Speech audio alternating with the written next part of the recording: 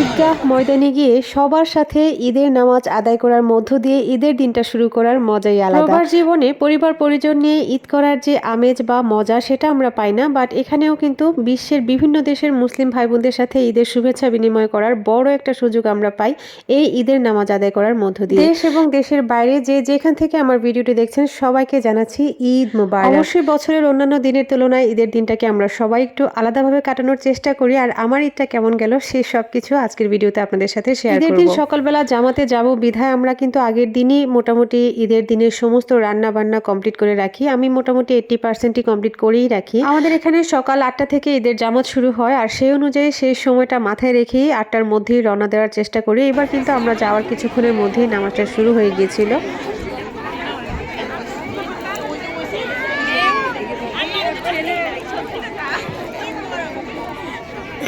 নামাজের ঠিক পরপরই সবাই সবার সাথে ঈদের শুভেচ্ছা বিনিময় করার পাশাপাশি সবাই একসাথে নাস্তাটাও সেরে নেই। আর এখানে নাস্তার ব্যবস্থাটাও আমাদের শহরের ইসলামিক ফাউন্ডেশন থেকেই করা থাকে।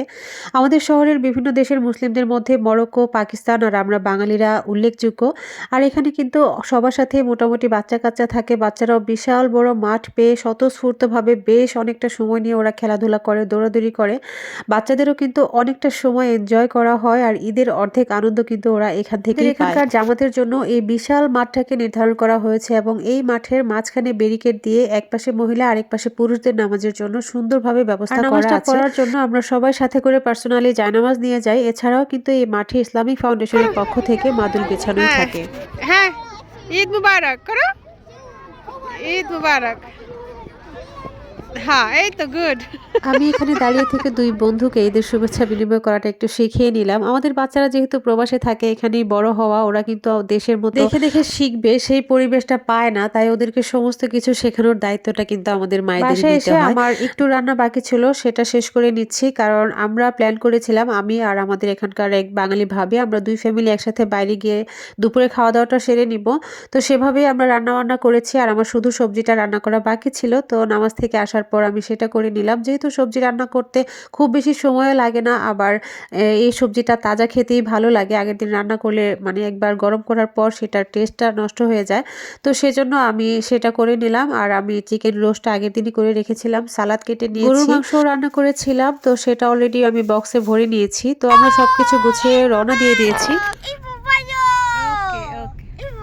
আমরা যেখানে যাচ্ছি আমাদের শহর থেকে দূরত্ব মাত্র আধ ঘন্টা, খুব বেশি সময় লাগে না যেতে।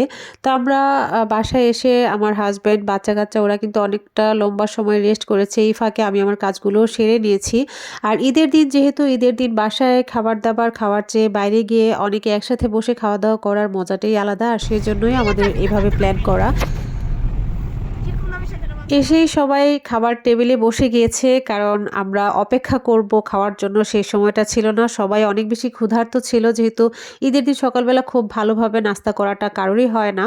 তো যাই হোক, আলহামদুলিল্লাহ আমরা সব কিছু খাবার দাবার নিয়ে টেবিলে বসে গেছি। কিন্তু আমার জন্য খারাপ লাগার ব্যাপার হচ্ছে, আমি যেভাবে প্ল্যান করেছিলাম যে সবগুলো খাবার একসাথে সাজিয়ে একটু ভিডিও করব, ছবি তুলব, সেটা আর হয়নি। খাওয়া দাওয়া শেষ করে এখন খেলাধুলার পর্ব চলছে। আমাদের হাজব্যান্ড প্লাস আমাদের বাচ্চা কাচ্চা সবাই একসাথে এখানে অনেক লম্বা সময় ক্রিকেট খেলেছে, ফুটবল খেলেছে, আর আমি আর ভাবি বসে গল্প করেছি। আর আমার জন্য আরেকটা ভালো ব্যাপার হচ্ছে, আমার সাথে আমার মামাও ছিল। আমার মামা কিছুদিন হলো ইতালিতে এসেছেন ক্রোয়েশিয়া থেকে। তো মামাকে নিয়েই ঈদের দিনটা আমরা একসাথে খাওয়া দাওয়া করেছি। এটা আমার জন্য অনেক ভালো লাগার ব্যাপার ছিল। খাওয়া দাওয়া করার পরেও আমরা অনেক লম্বা সময় ছিলাম, একদম সন্ধ্যা পর্যন্ত এখানেই ছিলাম। আর ওই দিন ওয়েদারটাও কিন্তু অনেক ভালো ছিল।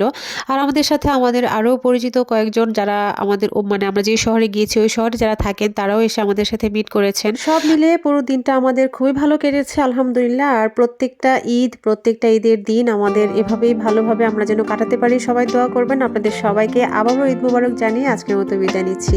আল্লাহ হাফেজ।